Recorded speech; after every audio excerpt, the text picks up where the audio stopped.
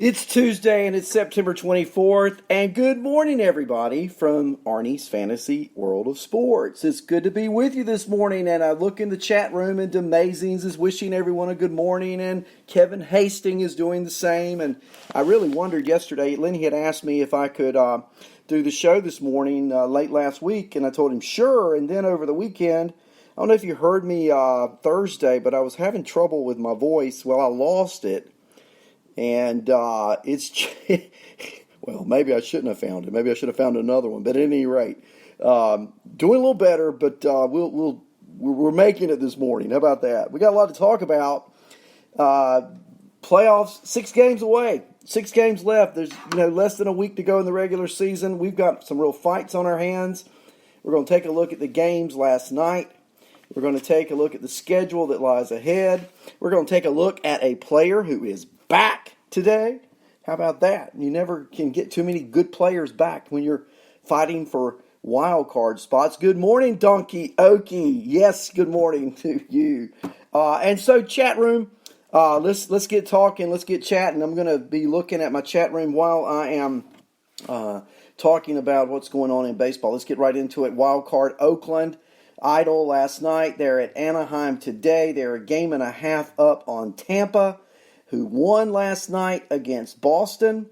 And Tampa is a half game up on Cleveland, who was idle last night. They are playing the White Sox today in Chicago.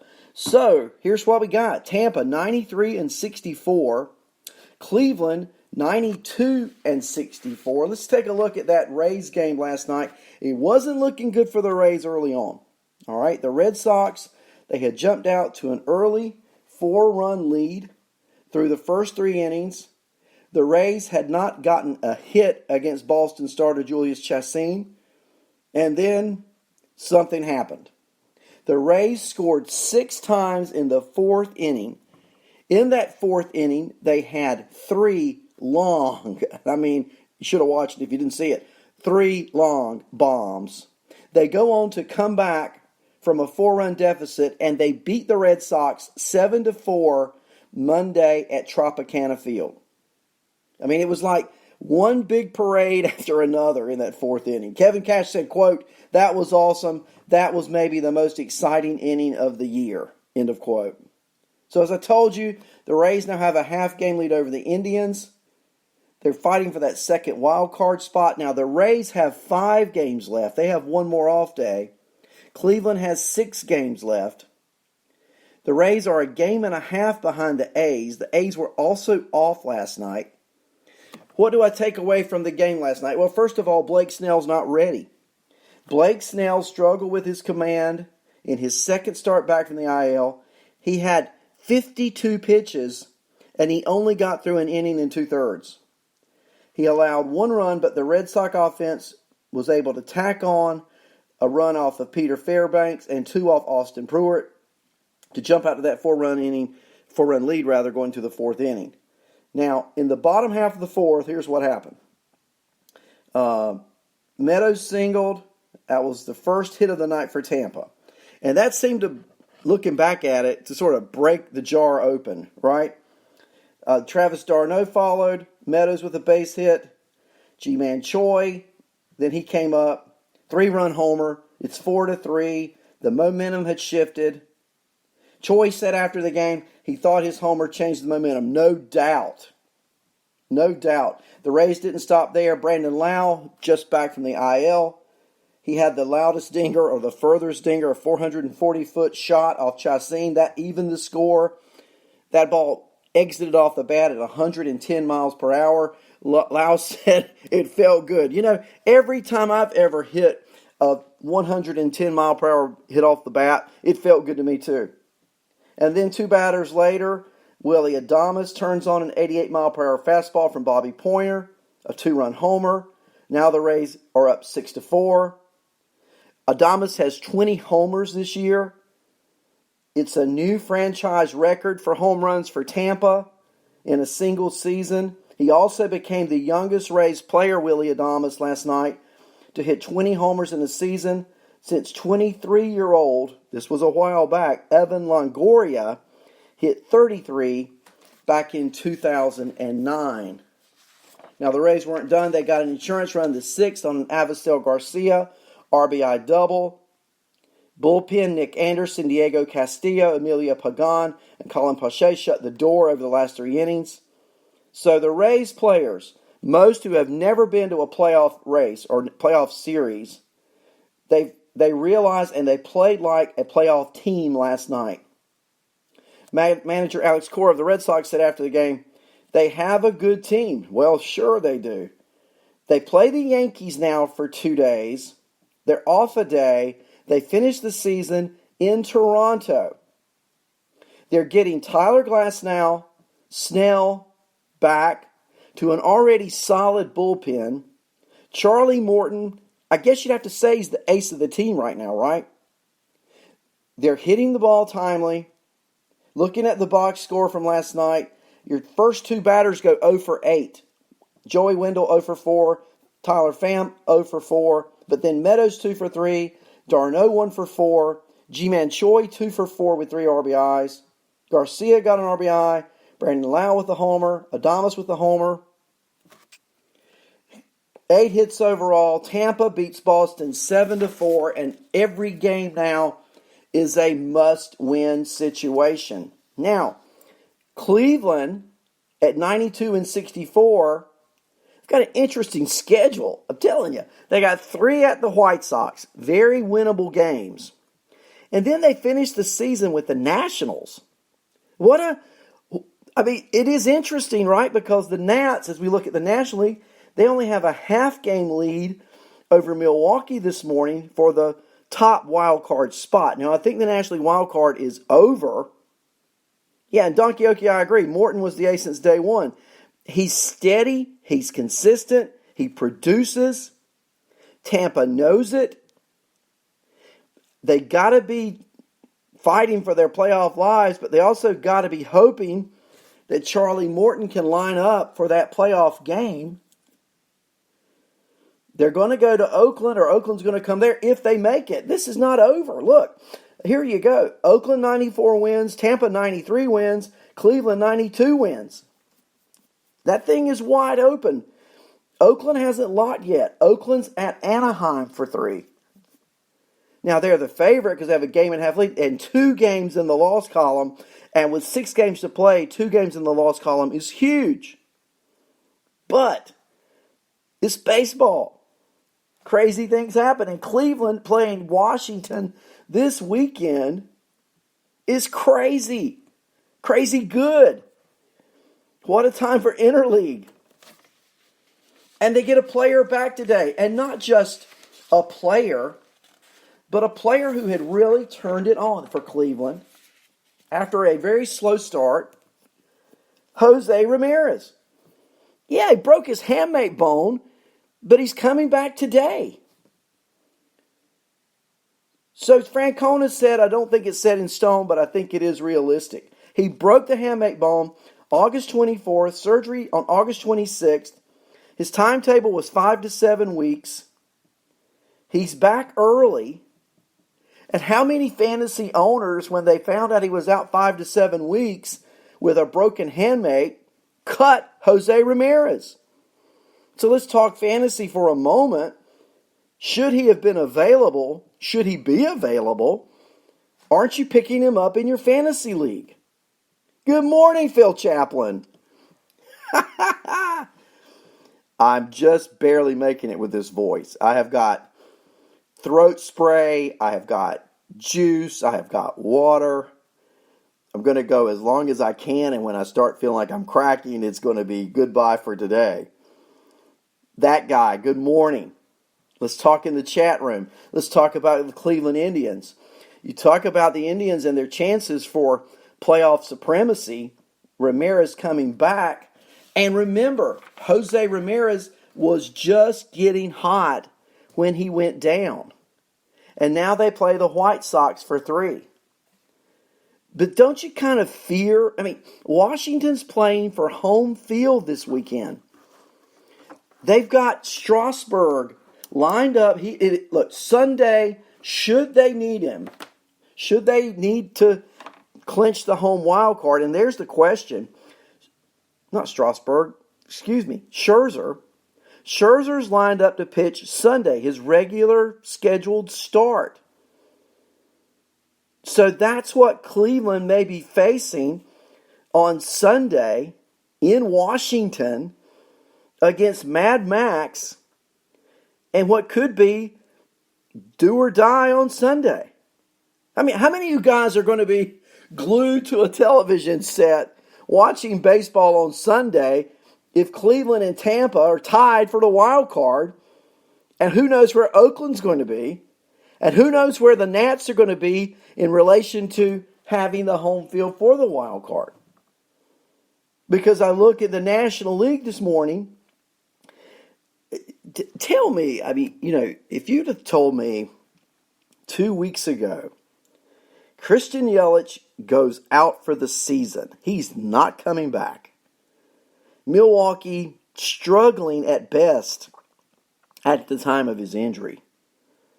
Who would have ever thought, who could have ever seen the Brewers going on the tear that they have since Yelich went out? They've won 8 of 10 and 4 in a row, and now they're playing at Cincinnati.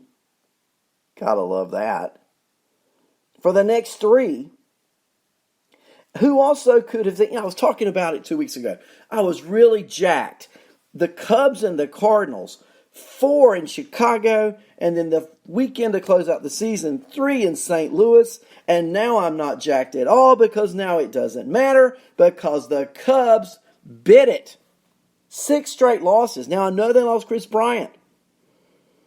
And if you watch the injury, the way he stepped on the bag, I went back to a couple years ago with Bryce Harper stepping on the bag awkwardly, falling down. It looked like his season was over, maybe his career. He recovered. But can Major League Baseball think of a way to fix the first base problem? Runners know you always hit the front of the bag. However, when you're in the heat of battle and you're trying to beat it out, and I've played, I know what I'm talking about. At that instant, you want to lunge for that base and you want to get it before that ball gets there. And when the field is wet, less than desirable conditions, as it was when Bryant got hurt over the weekend, you risk injury. I think about the old bases with the sand in them that absorb moisture, absorb water. Could Major League Baseball do something like that? With all the money and technology going around, somebody's got to be able to figure out a way to fix a first base dilemma. Don Quixote says it killed my fantasy teams, but not the Brewers. That's Yelich going out. And that's the thing. We talk about fantasy baseball. I want to talk about it for a moment. And we talk about sometimes, is the season too long? Here's the thing. You get near the end of the year, and let's say I did this. Some of you probably did. I drafted JT Realmuto, and he's having a cranky knee.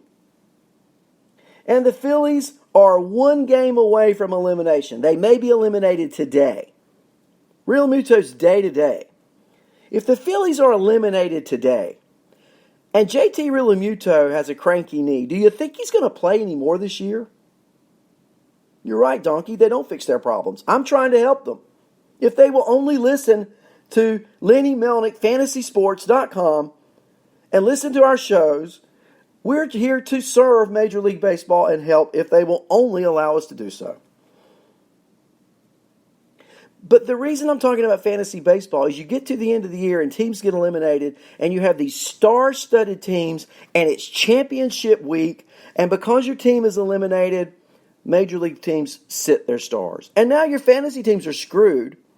You could have the best fantasy team of all time. And when your players get eliminated, they don't play as much. Here's my solution. End fantasy baseball Labor Day. End it. Schedule the season.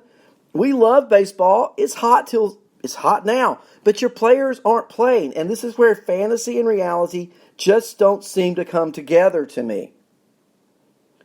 End it Labor Day. Then you avoid the eliminated teams sitting their star players who may have just minor injuries, yet for fantasy they're major because they're major when they don't play. The Diamondbacks, how many of you guys have Ketel Marte on your roster? He's had a great year. The Diamondbacks are eliminated. And so is Ketel Marte. He's having a nagging back injury. He could play. I guarantee you, if they were tied for a wild card or in a wild card spot, you would not have heard Ketel Marte is being shut down. But they're out of it. Why risk an injury? I don't blame them. But for fantasy players, we need to come up with a way to end the season somewhat earlier. I was a commissioner of a league this year, and we ended our season 2 weeks ago. The last 2 weeks of the season, don't play. We have a champion, and that's the way it went, and we didn't get into these last 2 weeks because I felt as commissioner that was fair to every team. Get the maximum out of your maximum players. That guy says, preach. I am. How many of you agree with me? I guess Donkey Okie does. I guess that guy does. Zelmo, do you agree with me? We're not talking about stopping it. I've seen some people say, let's stop fantasy baseball in July. Let's stop fantasy baseball, the All-Star break. No way. Too early. There's a lot going on in July and August. It's fun. It's interesting. Players are hitting. Teams are fighting. But the last 2 weeks of the year, only a few teams are fighting. Yeah, if I had a fantasy team with Brewers, Nats, Rays, Indians, A's, sure. Sprinkle in a few Yankees, Twins, and Astros. What am I talking about? 8 teams? The problem is you can't have just 8 teams when you've got a fantasy league with 12. Think of all the holes you'd have. Think of all the open spots. It would be absolutely ridiculous. But that's the way it goes.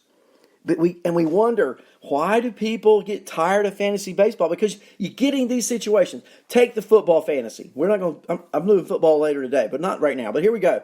Football fantasy, 17 weeks to the season includes your playoffs. Week 13, 14, you're done.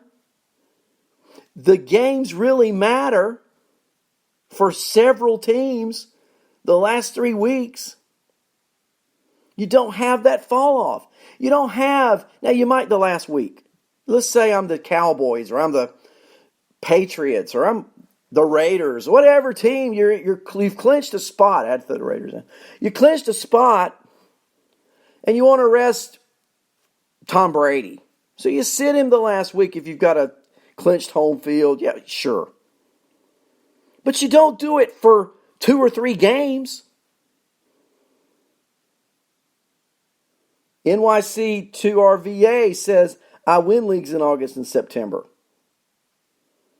And I guess if you play till the last week, the last 2 weeks, it's a different mentality, isn't it? You go out and you pick up rookies. You go out and pick up players you may not have had all year on your team because Chris Bryant now is worthless in fantasy. Christian Yelich is worthless in fantasy. Mike Trout is worthless in fantasy for 2019. I don't play Dynasty. I play year to year. I play season long. But Yelich, Trout, all these guys, Bryant, they're no good for you. They're done. Ketel Marte, out. So you cut them. And you go out and pick up who? You pick up the kid for St. Louis who's been on fire. Would you have drafted him over Ketel Marte, Chris Bryant? No way. But it's a different atmosphere the last 2 weeks of the season. So if you're in leagues that go up to the very last minute, then you've got to pick up players who are not fantasy relevant until 2 or 3 weeks before the season ends. And that's crazy. So how do you draft? If you're in a league where every team makes the playoffs, your draft is insignificant. Check out Tommy Edman. 2 for 4, 1 for 4, 2 for 4, 2 for 4, 2 for 3. His last 5 games, he's got 9 hits. Did you draft him?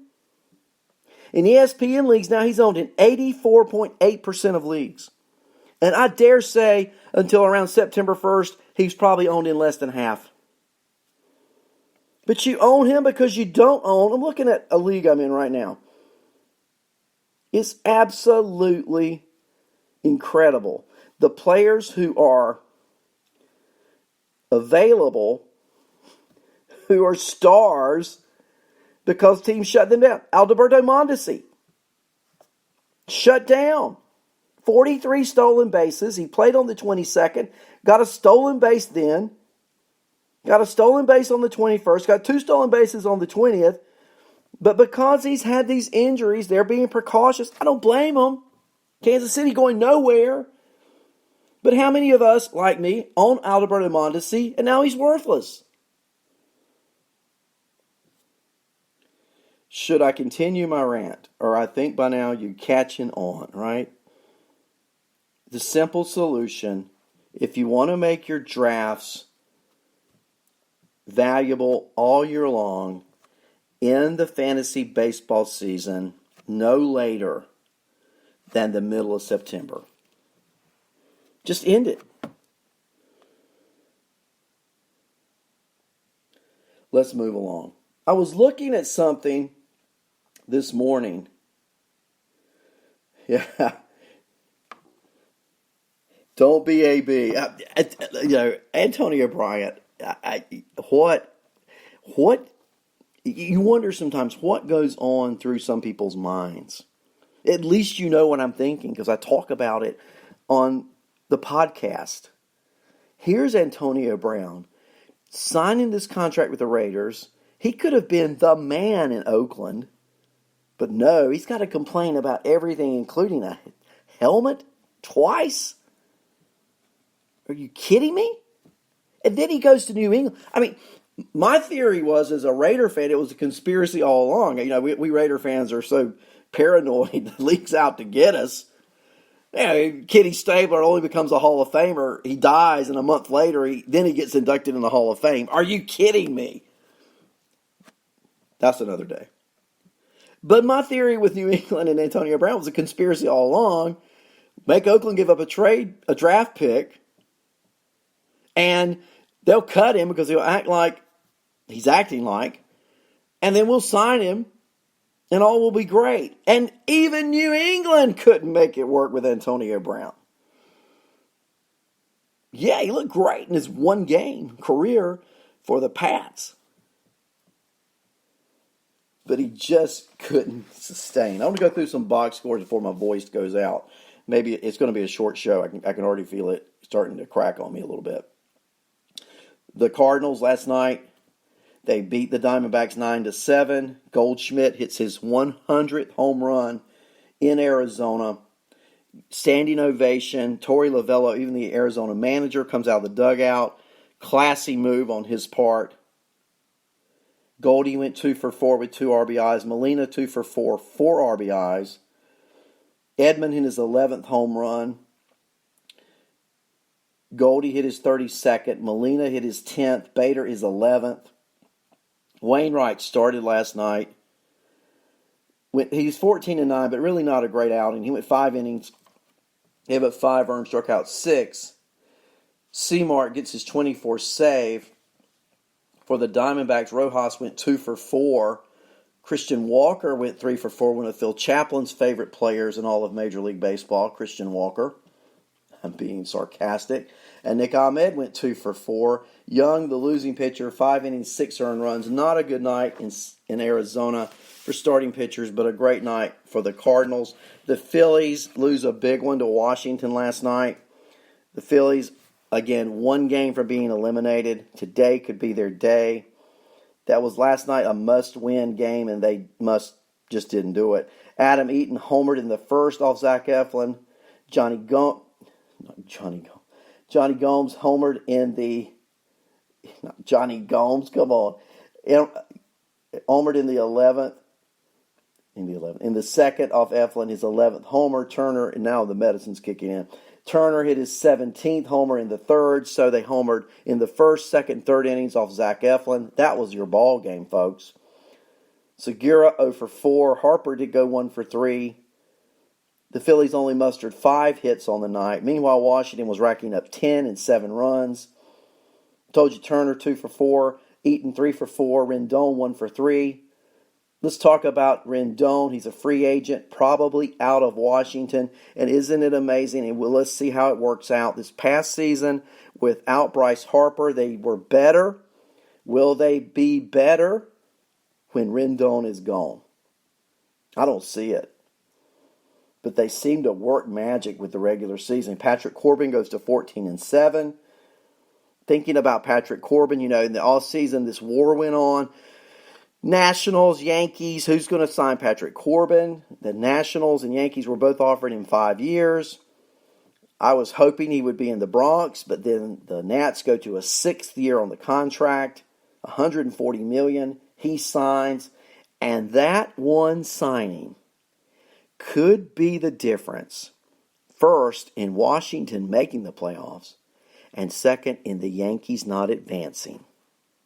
That 1 year on that contract.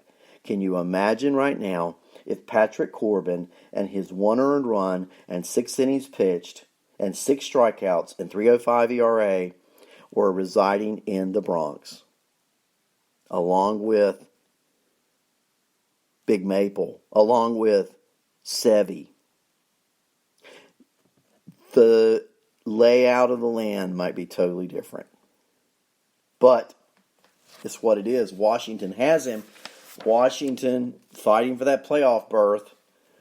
Miami and the Mets, they need a miracle. I mean, that 69 was a miracle. They need a bigger miracle than that. They lose to the Marlins last night, 8-4. Steven Matz gets bombed, 5 innings, 6 earned runs, 9 hits, 2 home runs allowed.